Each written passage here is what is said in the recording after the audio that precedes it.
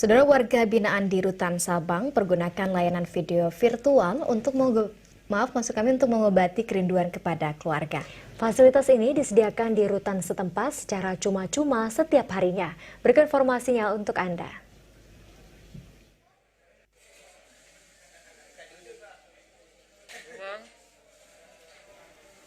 Sejak pertemuan keluarga di masa pandemi ditiadakan bagi WBP di Rutan, para warga binaan disediakan layanan video virtual oleh Rutan Kota Sabang.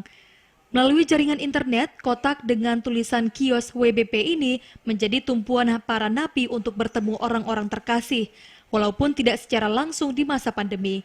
Komunikasi melalui virtual ini dapat dilakukan dari hari Senin hingga Jumat. Waktu yang diberikan layaknya durasi waktu besuk biasa, sedangkan durasi waktunya para WBP ini bisa menggunakannya dengan durasi hingga 30 menit. Namun bila antrian padat, waktu yang diberikan hanya 15 menit saja. Kasubsi Pelayanan Tahanan Rutan Kelas 2B Sabang, Sri Wahyuni mengatakan, umumnya memang WBP ini di tempatnya sebagian besar warga lokal, namun terdapat pula warga luar Sabang, di mana dalam masa pandemi ini hanya bisa bertemu keluarga lewat layanan besuk virtual.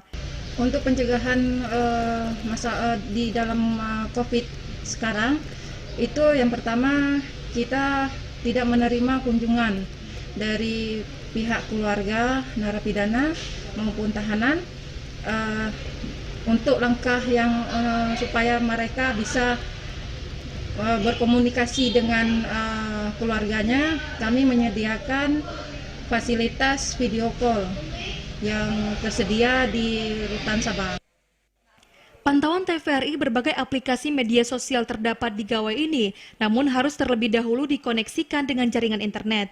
Selain itu, layanan kunjungan melalui video call ini hanya warga binaan yang bisa menghubungi pihak keluarga, sedangkan pihak keluarga tidak bisa menghubungi terlebih dahulu. Dari Sabang, Mahfud, kontributor TVRI Aceh melaporkan.